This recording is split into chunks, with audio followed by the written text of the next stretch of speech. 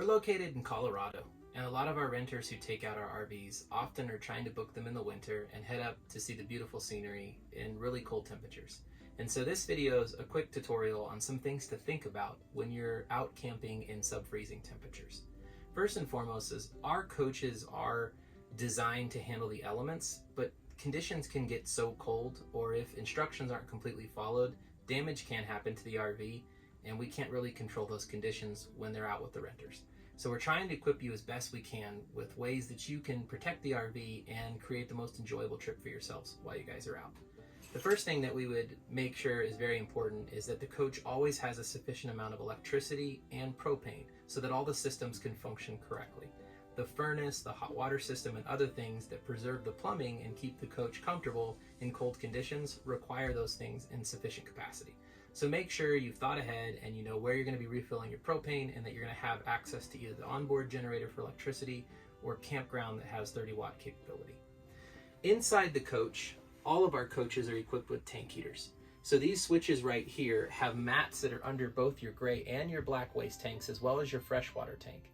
And you want to always have those on anytime you're camping in sub-freezing temperatures. They work off electricity and they pull a very low wattage, so they won't drain your batteries very quickly. But again, is why you need to be monitoring your electricity and make sure you have sufficient power. But these will keep those waste tanks and freshwater tank from freezing up while they're out in those sub-freezing temperatures. The next thing we want to make sure is that no matter whether you're with the coach or not with the coach, that the furnace is always kept on and set to auto to keep temperatures above at least 60 degrees.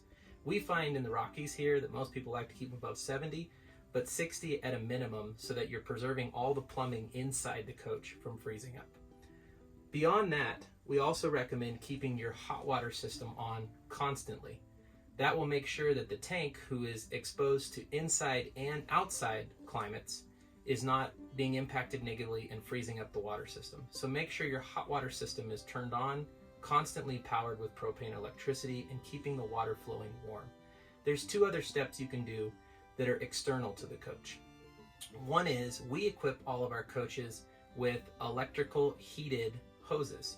That way you can plug them in and provide power, and they heat that water line that's exposed to the elements outside coming all the way into the coach. These work in temperatures rated all the way down to sub 40 degrees Fahrenheit. The second thing that you can do is make sure you never leave your waste hose sitting outside in the elements, because it's dry and it can brittle and crack and get damaged and create leak situations when you're using it. So make sure that when you're not using your waste hose to actively dump the system, that you close it up and stow it away in the external compartments, and that will protect it from the elements.